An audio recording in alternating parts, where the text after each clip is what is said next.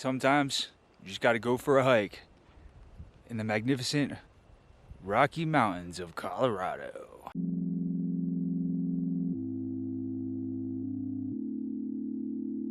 What's up, my art peeps? Welcome to the Art with Mark YouTube channel, where I'm learning to make, market, and monetize art. And in today's video, we're going to be learning to make an abstract mountainscape. Let's get into it.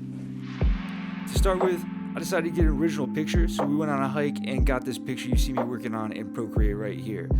Then in Procreate, I whipped up a few ideas that I was playing around with in my mind, but then very quickly realized that they weren't going anywhere and decided to just get to work on the canvas. Once I had to sketch out on the canvas, I collected all my colors, which you see here, and then I just started painting. Decided I wanted to mix up the colors in the sky a little bit, make the mountains a different color than what they actually are in the picture. We're going for a more abstract feel here. So whatever picture you decide to work from, just definitely try and play around with the colors and even some of the shapes. I went ahead and simplified some of the shapes in the background and made some silhouettes for the mountains that are a little bit further away, while I worked in some more details in this mountain that's a bit closer. When you are working in a perspective like this, you want to keep in mind that the colors in the background are going to be less saturated than the colors in the foreground. Also, keep in mind, when you mark that like button, it helps me sleep.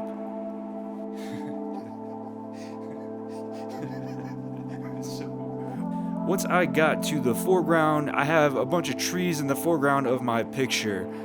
Now, trees aren't something I have a whole lot of experience with, so as I was working to put them into the painting, I first started by placing the trunks, or where I thought the tips of the trees would go, kind of just as guiding points to give me an idea of where the trees were ultimately going to go. But since I didn't have a whole lot of experience with trees and I wasn't all that confident on whether or not I could do it without messing up the painting, I ended up doing a bunch of trees on the side using a piece of canvas paper. So I practiced for a bit and I used a variety of different brushes that I have to see what effects I could get when it comes to making something that looks like a tree.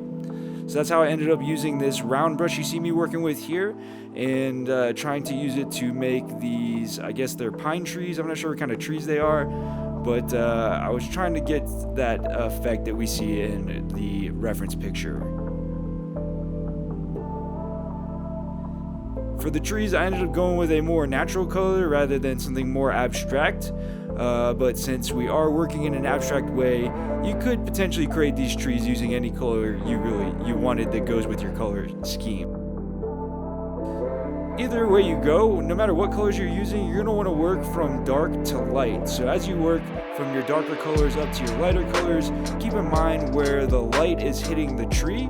So if the light's coming in from the right side, like we see here in this painting, you're going to have more of the lighter colors on the right side of the tree, which will help create a little bit more depth and texture to the trees, no matter what color they might be.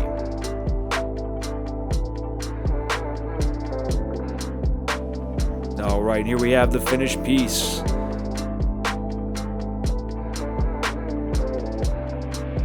I really enjoyed this project. If you enjoyed it too, mark that like button, and before you take off, check out this playlist right here.